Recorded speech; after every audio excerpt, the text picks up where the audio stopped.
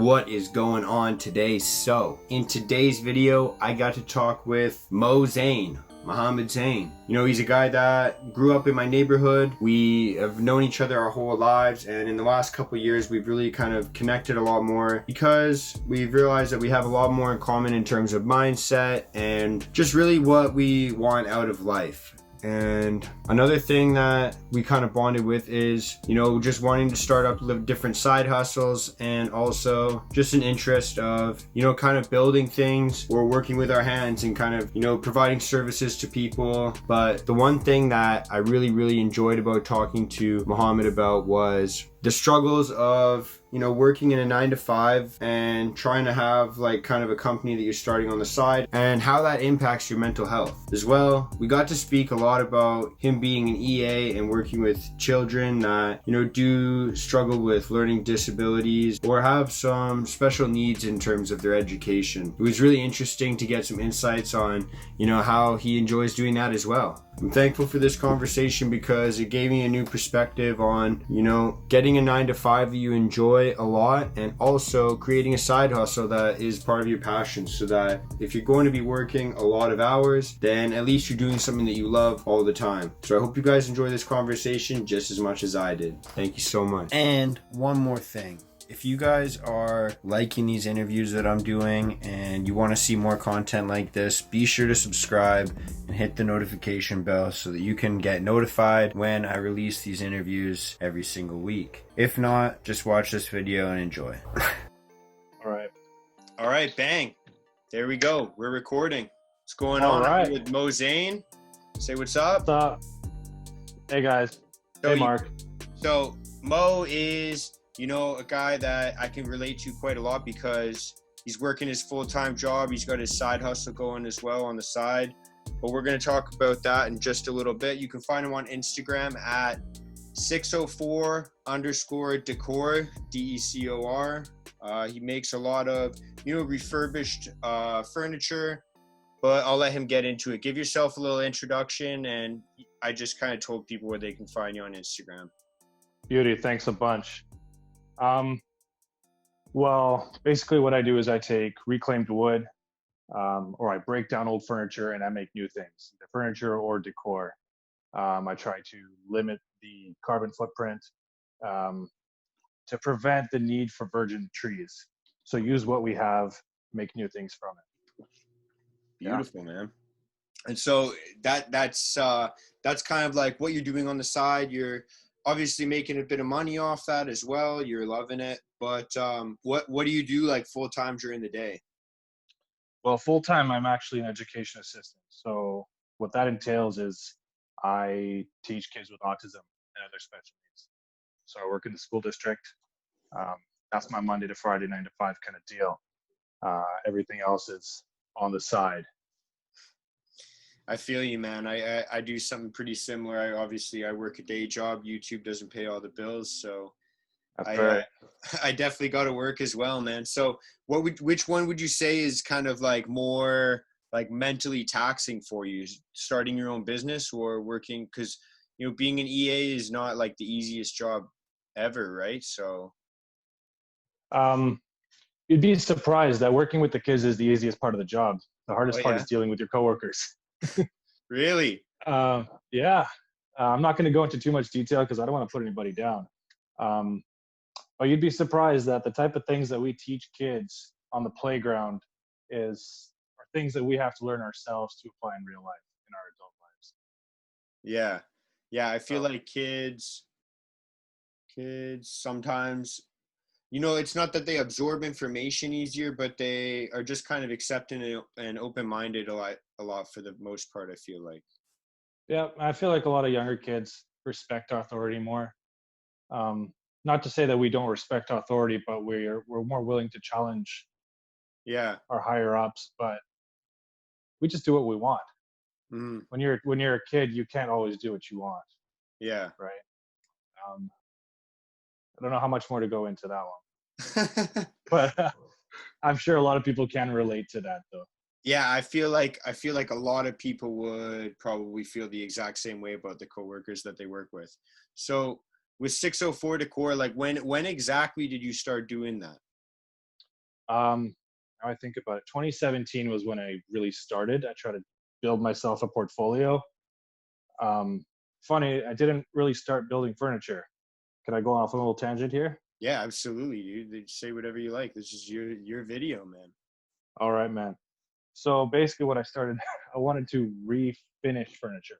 I wanted to take old furniture, refinish, paint, new stain, and go from there. I thought that was where I could make some good coin.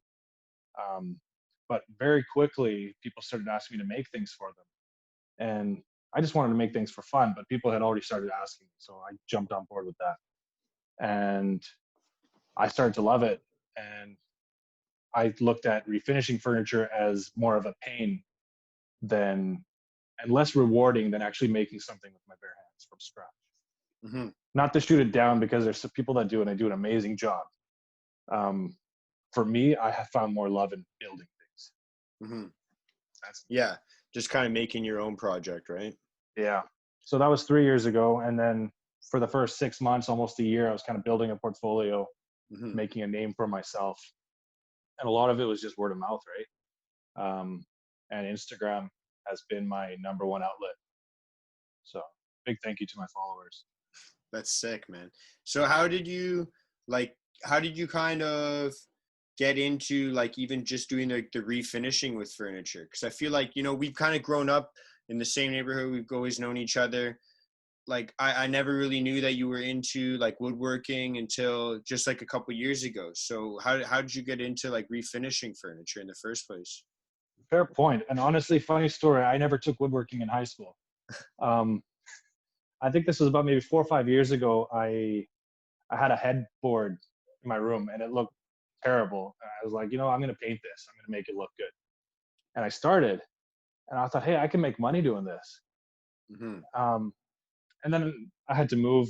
Our family, we moved different houses here and there. And then finally we landed at a spot and we have a shop. And that's when I was able to, during the time while we were waiting before moving here, I did all my business planning, did my planning more or less. And then I just started kicking off from there. That's sweet, man. And so at what point, I guess kind of when people started asking you to, build things, I was going to say, at what point did you kind of start to think like, I'm going to make a business doing this? Right away, honestly. I've always had this type of I could do a side hustle mentality. Hmm. Um, Never really knew where to go, where to start. I'm not the most techie guy. I'm more of a hands-on guy, a service kind of guy. I like doing things for people. Yeah. Um, this one just kind of clicked because it felt so rewarding to transform something from garbage, what some people would see as garbage, to something new. Right. And I also, the part that it's sustainable and it's recycling, it's refurbishing, it's saving footprint in the landfill. Yeah. I think I 100%. think I think that opens the eyes to a lot of people, and I thought that was pretty appealing. Yeah. So I think that it's something that people are becoming a lot more conscientious of, is like what they're actually like kind of, how they're impacting the planet, but also like these things are kind of cool. Like I feel like once you know that your friend is starting a business, then you kind of not feel obligated, but you almost want to support them. You want to, if you get something in your house that's custom built, that's a lot cooler than having something that's from like IKEA, in my personal opinion. totally. Now, no disrespect to IKEA, because it takes a lot of work to put the furniture together, Yeah. and people give up halfway through and they want somebody else to do it, right? Um, but 100%, like you said, you want to support a friend. I've had a Mm-hmm. lot of that. Most of my customers have been friends or old friends. Mm-hmm. That's the amazing thing about this, is people that I haven't seen in 10 plus years and a little bit less than that are hitting me up and saying, hey, can you build me this? So it's Mm-hmm. great. I get to reconnect with old friends, make new friends, make new clientele. It's really good for networking as well.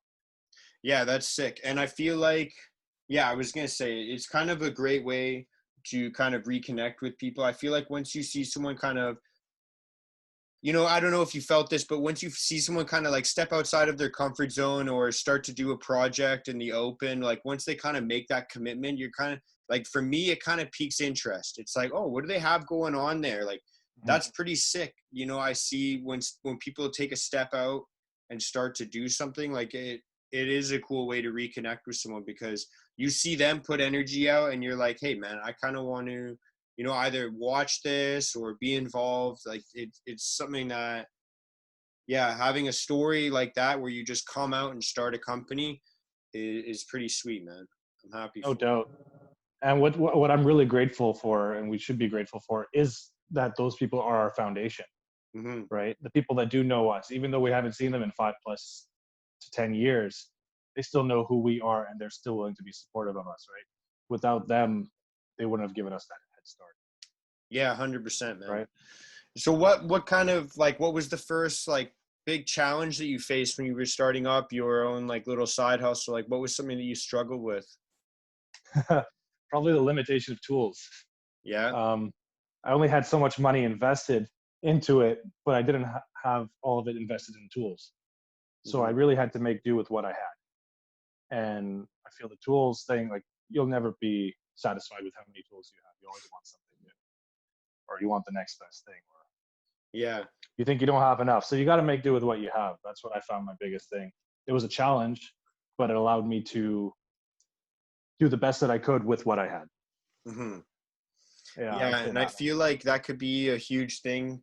Like it's always kind of in my head, like when I want to start something, I'm always like, oh, I'll wait until, you know, I have everything until I start, right? But I But feel you'll like, never have everything. yeah, exactly. I feel like I was just talking with someone last week and they were saying like, you know, you just got to think less and do more, man. Like I just like kind that. of, you know, like, yeah, you don't have all the tools yet, but you can get started. You're right. Like work with what you got and see Hmm. what you can do, right?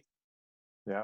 I'd say another thing is knowledge, right? Sometimes you don't know until you're knee deep in the water and you just got to start swimming, right? So knowledge on the woodworking itself, like I didn't have a whole lot of experience, a whole lot of knowledge. I have a YouTube degree in woodworking. That's um sweet though, man. Fun to say because it surprises a lot of people. Sometimes I do wish I did have that extra foundation of education, but it's a lot slower of a process to learn, but I'm glad I am going full throttle. Hmm. And so when you were kind of dealing with, you know, not having the right tools and just kind of, you know, starting off with like not as much like I guess capital or assets as you wanted to, like how did you kind of overcome that challenge? Like what were some of the techniques you used or some of the ideas that you used? um, I avoided using certain materials. So for example, I started a lot with pallet wood. Pallet wood was free, it was easy to get a hold of, but the downside was a lot of it was dirty and it was a headache to take apart. um, when I first started making something, I'll get into that in a bit, but what I tried to do was just use wood that didn't require as much work to take apart, or that didn't require so much sanding or planing, right? If it's already in good shape, then I can build something a lot quicker. Hmm. Cut, Yeah. cut corners, right? So that did involve buying new wood at times, just make a couple Home Depot runs, and that was okay because it allowed me to practice, Hmm. and I try to use as much as I could without actually wasting Yeah. it, right? For example, I'm going to show you something right now. Sweet. Before I started anything real, I started with a dinky 20, 30-year-old sander, this palm sander right here. Now it's finally breaking down. And I built a bed with nothing but a miter saw, a table saw, and this sander. Wow. A full queen size bed made from pallets just with that. And of Wow. course, drills. Um, and then I started upgrading and I got my orbit sander and I got my belt sander. Made a big difference. Yeah. So it was a slow process, but what I started with was very minimal, right? Yeah. But now you've kind of got this like evolution. Now you have two Sanders, man. I got two sanders. I got myself a planer now. I can speed things up a lot. That's sick, man.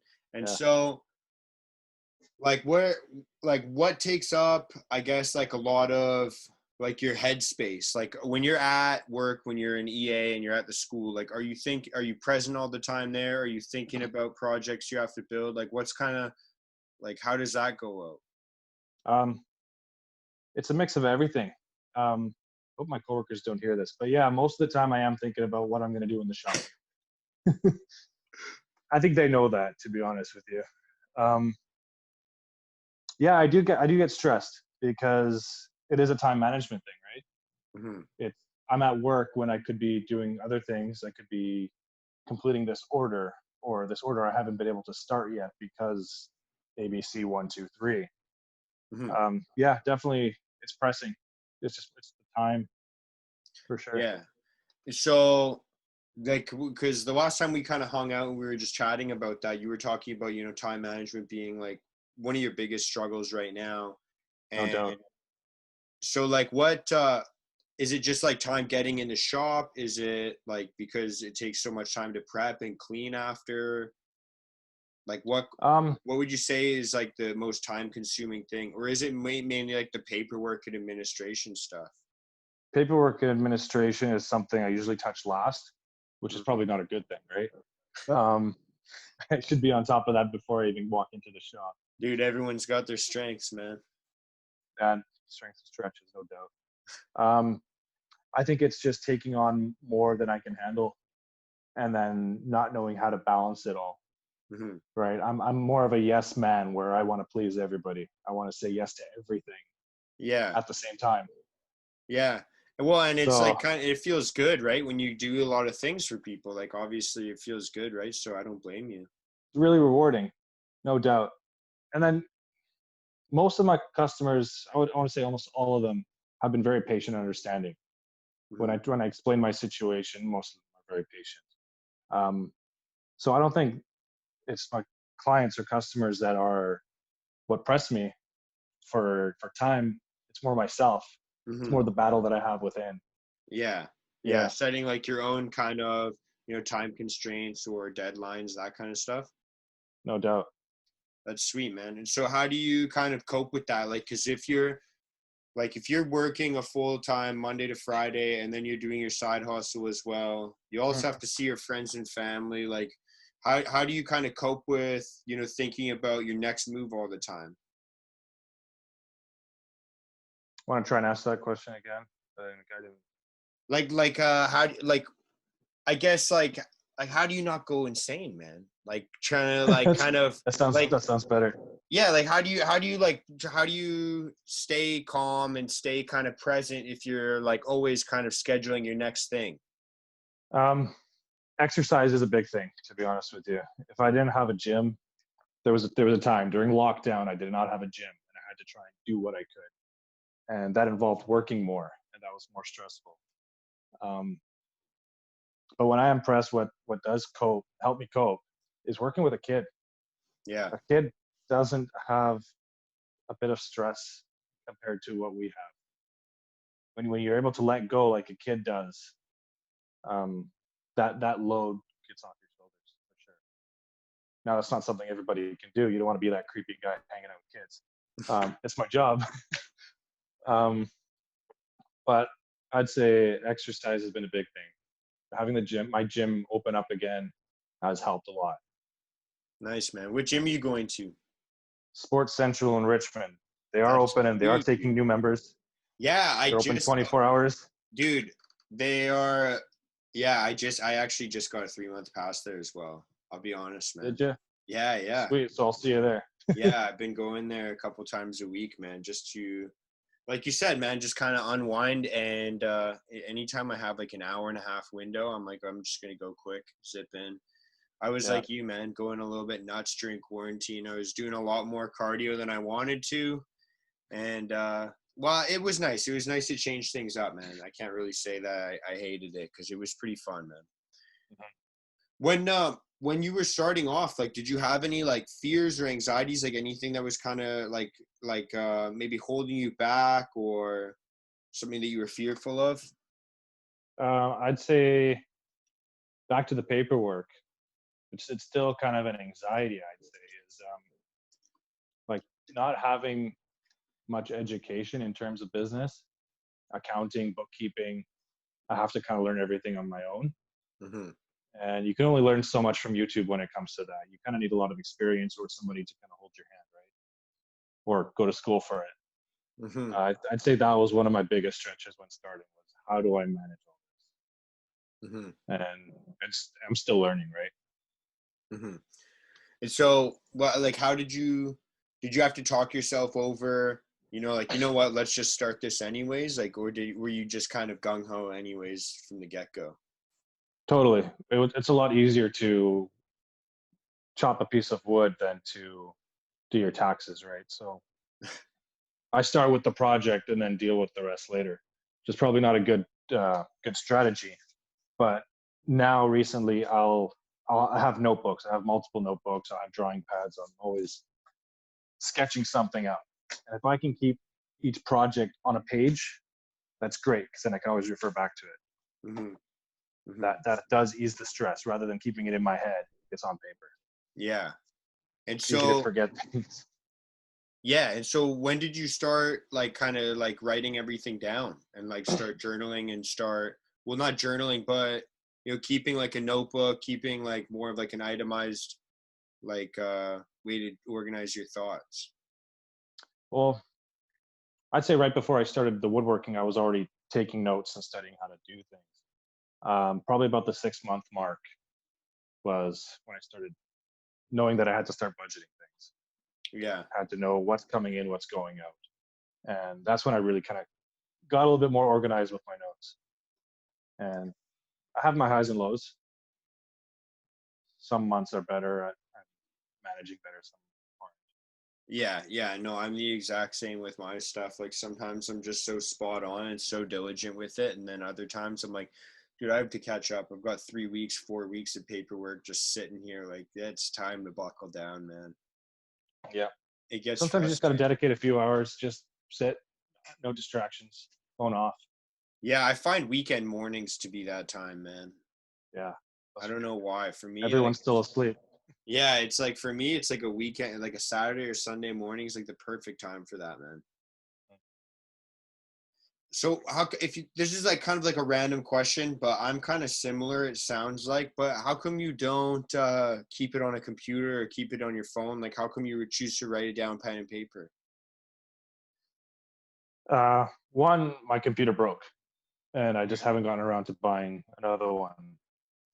My phone works. I do use a bookkeeping app, which is pretty helpful, but sometimes it's hard when you do everything out of one bank account. Mhm. Because it's a side hustle, it's not a full-time income yet. So I feel like the fees and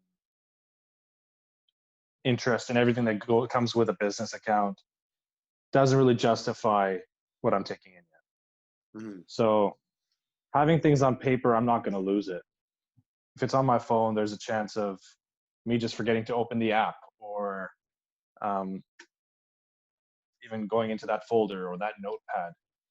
On paper, I know it's concrete and I'm Mhm. not going to accidentally delete it. Yeah, that's sick, man. I'm like really similar. I write like literally everything down. Otherwise, I don't know if I have like short-term memory loss or if it's because of like ADHD, but I just like, if I don't write something down, I'm gonna forget it. Like if you tell me something and then 5 minutes later ask me the same thing, 9 times out of 10 I forget it. I have to I write like feel you there. literally like everything down, and it's kind of funny sometimes because I have like a smaller version of my notebook that I'll carry with me and write down things I have to put in my main notebook, and it's kind of funny sometimes just to like pull that out in public and people are like, "What are you doing?" Like, it's kind of funny, man. I like it though. It helps me then. Like I said, it helps me stay focused. It helps me stay organized. And for me, like I'm kind of like you described, like I kind of, I'll let things slide if they're not at the front of my mind and they're not like, I can work on it right now. I kind of always just put it on the back burner and I'll Hmm. forget if I don't have it written down. Like cause I'll just focus on what's in front of me, what I can do right now. Right. Like that's kind of how I am as well. So writing things down, man, that's like one of the biggest things that helps me out. For sure. And like you mentioned, ADHD. Um, undiagnosed for me, but I know there's something going on. I'm thinking about a million things at the same time. Um, if it's not, even if it's written down for me, I wind up writing multiple notes on different notepads or notebooks, and I try to accumulate them all together and say, okay, where was this? Where Yeah. did I write it down? I find that's also another issue. I'm working on it. Yeah. I try to keep a designated book for each different subject. Yeah. I found that I did that quite a bit. Like I do have, one for, like, it depends on what I'm focusing on. Like right now I'm kind of focusing a little bit more on finances. So I have one that I just track like a lot of my expenses in depending on what it is. And other than that, I just keep like a master notebook for everything because it's just kind of like, it's for me, like it's just the process of going through and organizing through my thoughts. Okay, this still has to be done. This I can do today, this is going to be later in the week, kind of thing. So it lowers my anxiety quite a lot. Like it's just kind of like a, yeah, like an exercise of just like kind of organizing my thoughts, right? Hmm. I feel you there. Hmm. So it almost sounds like what you do during the day, instead of like adding to your stress, it sounds like it's almost like a release for you. Like it sounds like you're kind of getting like a little bit of like recovery from it, like working with the kids and helping with their education. Definitely. Yeah, it's definitely an escape for sure. Working with the kids is a release. Um, I try not to get involved with my business work out. Like I try to keep them separate, right? Hmm. Sometimes if I have to reply to email on my lunch break or something, I'll do that. But I try to keep it separate, Hmm. and it's good. It's a good way to jump back and forth. That's pretty wicked. Did you always know you were going to have a side hustle? Because I feel like a lot of people, excuse me, I feel like a lot of people don't really develop like the mindset, like I want to have a side hustle until they're at a job that they hate and they just like, oh, I don't want to have a boss anymore. I'm sick of this job. I just want to start my own thing. So like it's almost like kind of refreshing, and it's kind of cool to hear like, hey man, I'm starting a side hustle, but I also have a full-time job that I love. And that's what like kind of rejuvenates me. That's cool. Yeah, I find that is a big thing for a lot of people. They work their desk job and then they want to do something more hands on. For me, this was actually my plan before I even started both. Hmm. I wanted to have a full time job and a side hustle. Like even if I loved the job, that way I could do both things that I love. Hmm. How come you And wanted to do that? Like I feel like it's rare to find someone that's just like, yeah, I want to work like a full-time job and then I also want to work on the side and do something else that I like. Like I just want to take on two hobbies that'll make me money, because that's kind of what a job is. It's like a hobby that makes you money, right? yeah, no doubt. Um, by having your own side hustle, it's in your hands. You are in control of what you do, when you work, who you work for. Um, I didn't want to go straight into woodworking as a full time job working for somebody. I wanted it to be at my own pace. I knew that working with kids was something I 100% loved, and it was extremely rewarding. The woodworking, I think it was more of a fear of getting into trades, just because I didn't know what it was like. I know what working with kids is like because we were a kid. We were Yeah. kids once. So I think that was like a little bit of a fear factor to it. Now I wouldn't mind jumping into a trade field, right? But now that I feel a bit more confident. Hmm. Yeah, Do you think that, could you see a future where like you don't have to tell me which one it would be or anything like that, but could you see a future where you would just pick like to do one of these things if it could like give you X amount of money and X amount of satisfaction, whatever it was? Like could you see yourself just having like one thing going, or do you think you'll always kind of be doing the same thing that you're doing now? I hope not. I'd hope that like a 5 year plan kind of deal or 4 year plan by 30. Um, I'd be doing one thing because let's say if I have a family and I'm working 12 hours, I don't really have much of a family, do Right. I? May not have one for long. So I do would like to ideally have some one thing Mhm. that is concrete. That is what keeps the bills being paid and keeps the luxuries going.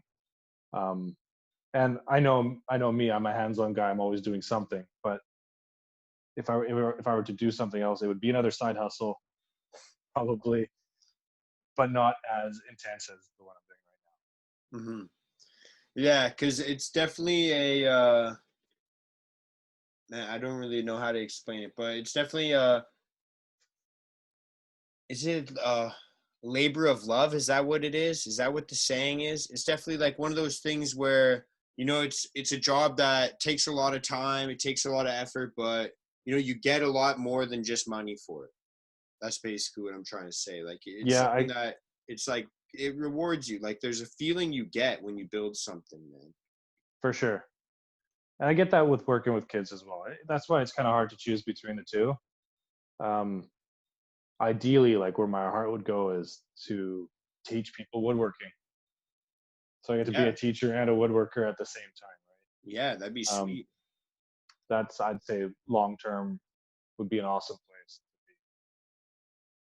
Do you think you'd want to do that in a high school? Like, you want to stay with, like people that are obviously like like kids, or do you think you'd be like in an adult learning environment? Do you think you'd be like running your own shop, I'd like teaching say people, like kids. apprenticing Kids would people? be the best place to be because teenagers and younger, their minds are a lot more malleable, right? They're a lot more open to learning new things. Adults as well, but I find adults are a lot more set in certain things. Not to Hmm. shoot adults down, but I feel like kids are a lot easier to teach than adults. Yeah. You know, um, maybe like if I wanted to work with how run workshops, teach adults how to build things. Who cares? I like teaching. I like Yeah. building things. So to put the two together would be fun, regardless of who it is. Yeah, no kidding, man.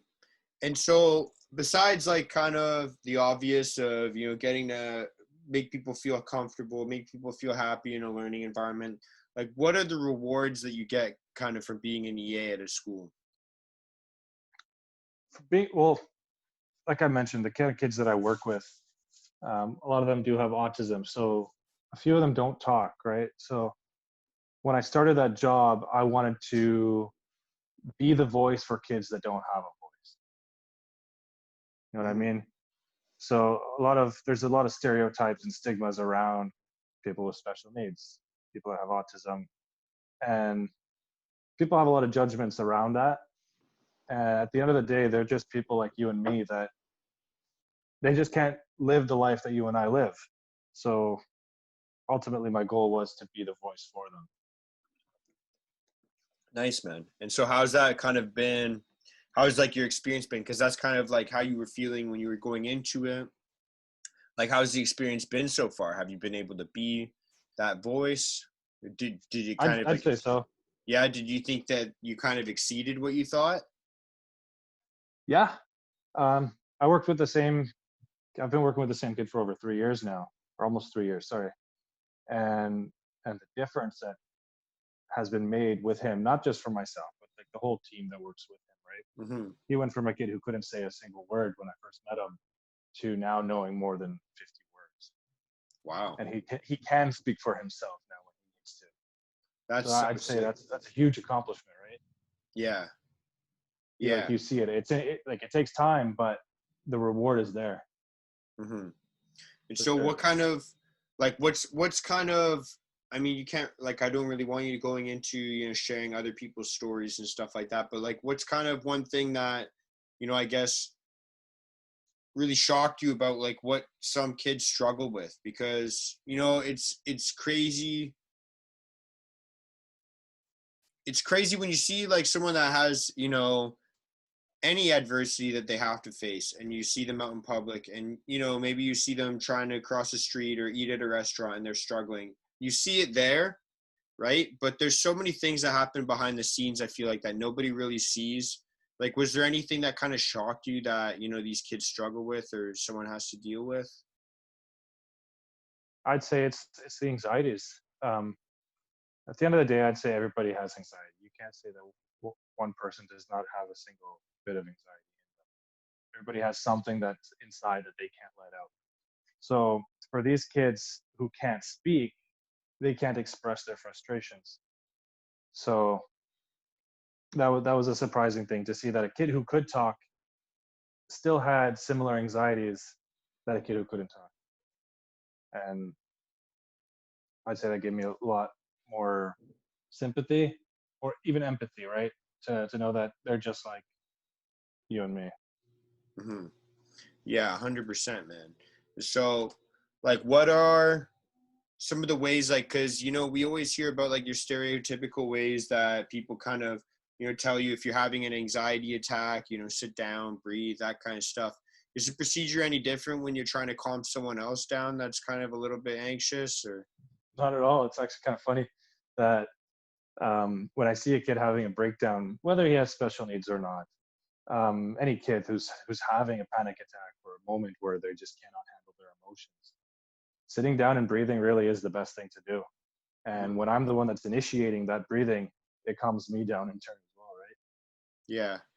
Yeah, So which it's which is obviously helpful, because if you're in an elevated state and they're at an elevated state, then everyone's like kind of high energy, and it's just, somebody needs to be the voice of reason in that situation. So yeah.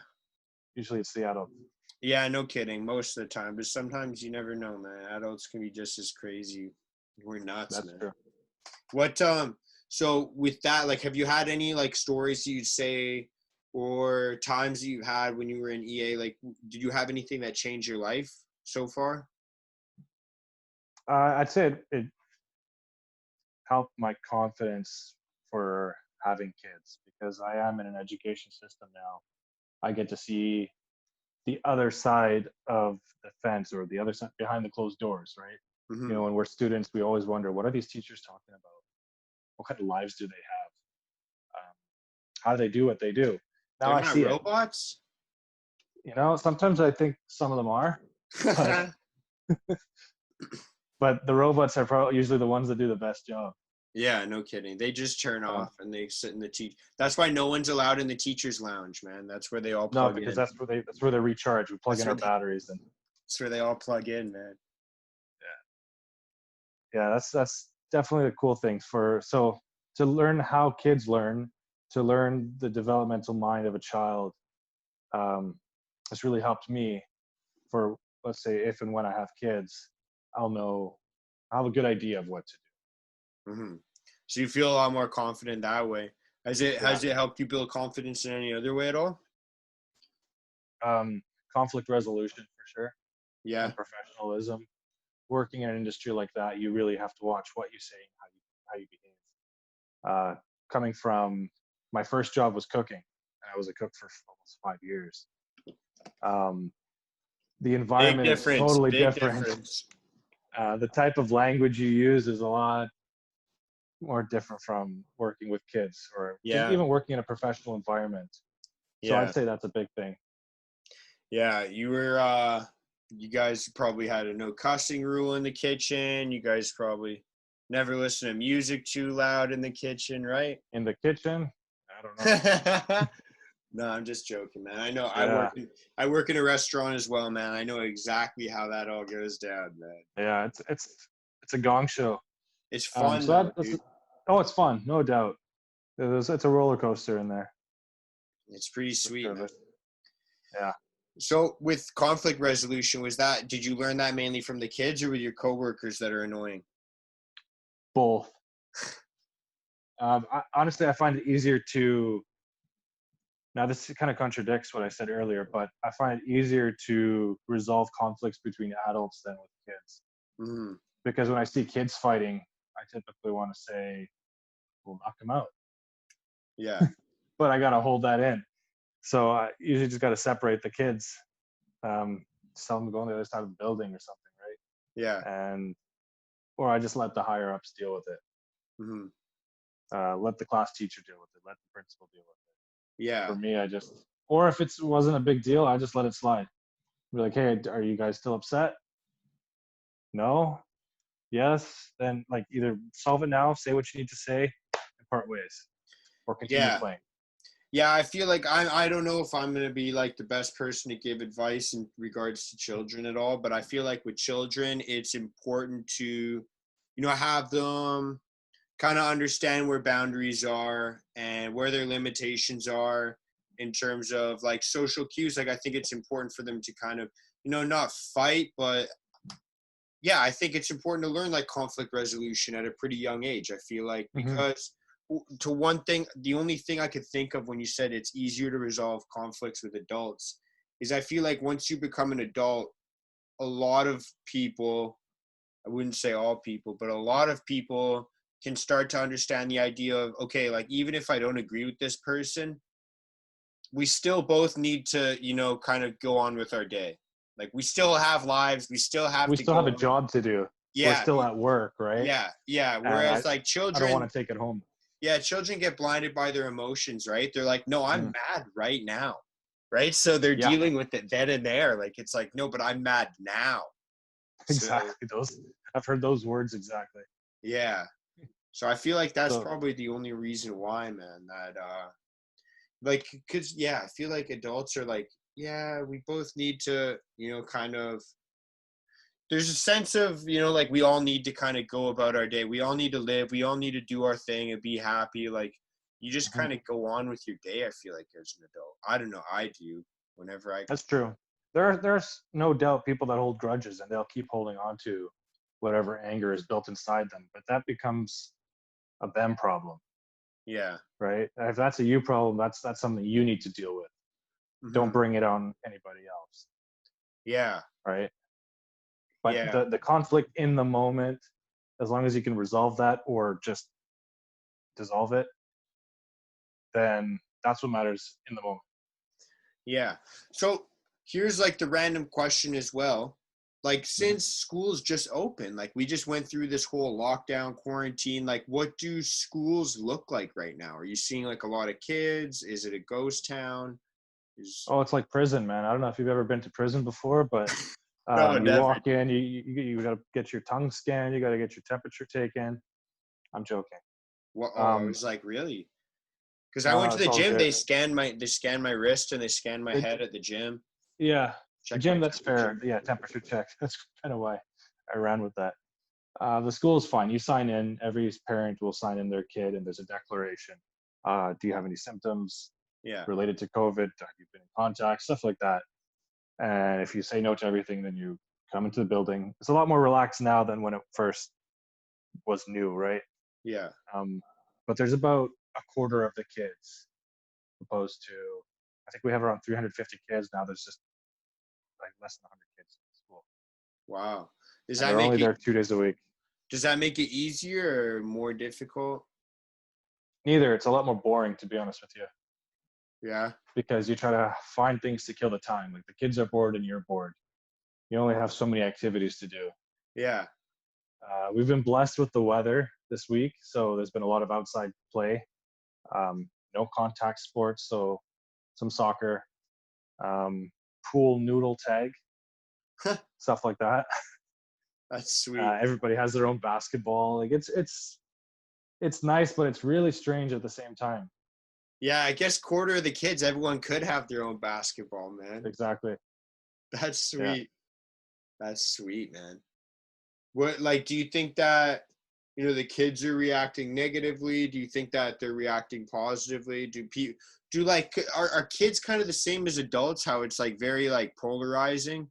Like a lot of people are like super I wouldn't say paranoid, but they're still not leaving their house. They're still not comfortable going to work. They're still I mean like there's a lot of people that have underlying things, but it's clear to see that there's a lot of people that don't care, right? And are Hmm. kids the same, like, or are they all just kind of oblivious to it?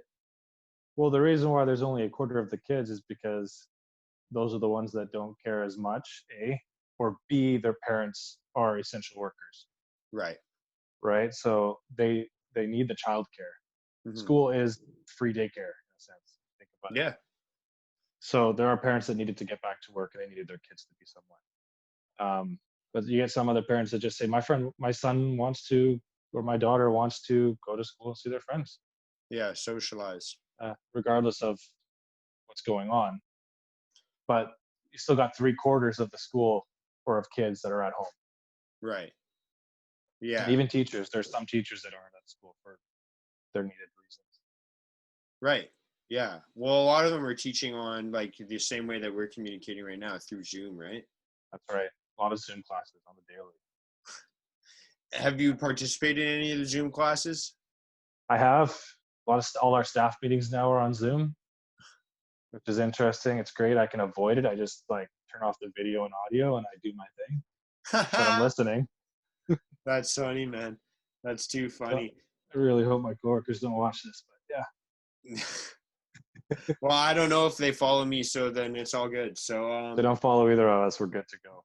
beauty, man. And what's like a Zoom class like? Because I have no idea what that's even like. Like, It's been depends on the grade. So the ones that I've been in have been for grade 2, 3, so a right. primary age class. And It's it's kind of just like like a a show and bunch of tell. it's like a bunch of kids just sitting patiently with their mics muted. They're just sitting there in front of a webcam. Basically, that it's kind of like it's like that. It's like You get the like teachers talking, and the kids are all listening. I don't know But why I it's not find that really funny, man. kids are having struggles, or their parents are having struggles. The one kid that forgets to mute, and then the little baby brother is crying in the background. Yeah, It's great.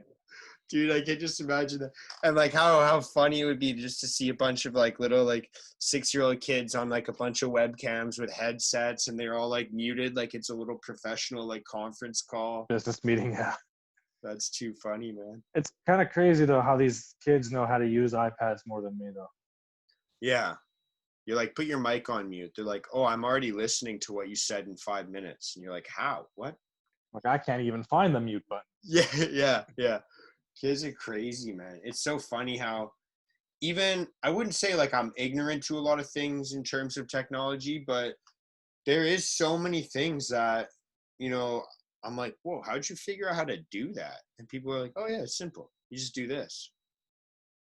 Like, how did you get to that? Yeah, no kidding, man. What is this? That's so sick, dude. So where do you see like kind of like the next step for with 604 decor? Like where do you see like the next step for yourself there? Getting back to that. Kind of what I'm in the process of doing right now. What's great is starting next week is summer vacation. So I do get 2 months off of work from the school, Nice. which allows me to have some vacation time, but also some business building time. I'm not 100% sure where I want it to go. I would like to make it full time. There are some hurdles that I have to climb over, but and also just inventory in general or just what I do. I think I would like to change at some point. Nice, man. Yeah, it's kind of abstract and in the air right now where it's going to go. That's kind of the best way to have it sometimes because then it can be a little bit more versatile, right? Yeah, it's hit and miss. It could be a good thing or a bad thing because I just can't make up my mind. Yeah, sometimes you gotta think less and do more, man. That's what Adrian the Young told me last week. Oh yeah, deal. Oh, I'm gonna keep that one noted. Think less and do more, man. All right, well, I got stuff I gotta prep up, man, for this weekend. I'll be 100% honest. So I'm gonna No let you worries. go. I'm gonna let you go pretty quick. But that All being right. said, I have a requirement for every single person that I speak with, and I'm gonna put you on the spot here, man. As we do the outro, I want you to do like you could do just like kind of a little like plug for your Instagram. Tell people again one more time where they can find you, what they'll see, what you're all about. But before we end it off, I need you to share a positive message for everybody. Give a little bit of joy. Could be it could be anything. I'm not going to say anything, but just spread some joy and spread some positivity, man. Oh, I thought you were gonna tell me to do a dance or something. No, you could dance, you could do that, but I I am need not you. dancing. You still need to say a positive thing, man. Something positive. I can't use think less, do more. No, I already said Oh, it. really did put me on the spot. Okay, I'll stall, man. I'll talk about how awesome you are. Do you guys need custom furniture? Whether it's a bookshelf, whether it's a new bed. All right, I got it. Just moved into a new place? Okay. Okay. It's kind of similar. It relates to what I talked about before. But one piece of advice to give to anybody is and this relates to a lot of current events right now. I feel like this is really helpful. if you see somebody who doesn't have a voice, whether like I don't mean like they physically cannot talk, but they do not have a voice, do your best to be the voice for them. That's beautiful, man. That's absolutely beautiful. Actually, I love that, dude, because there's a lot of times where people are struggling, and like you said, they don't have a voice doesn't mean that they don't like they can't like just physically speak. Maybe they're not in a position to be heard. Maybe they are, unable to speak up about their problems because they're not aware of which problem they should talk about or tackle first. There's so many different things, and yeah, I agree completely, man. Be the voice for the people that have no voice, and like reach out for the people that you can see are struggling, because if you can see someone struggling, then it's pretty bad already, in my opinion. Yeah, if you see it, that means they've already passed the point of a way that they can't handle themselves. 100%, man. It's a beautiful way to end it off, man. Thank you so much. That's it. Mo Zein, everybody, 604 Decor. Hit them up for some fresh furniture and reduce the carbon footprint, man. Thank you you, so everyone. much, Thanks, brother. Mark. Much love.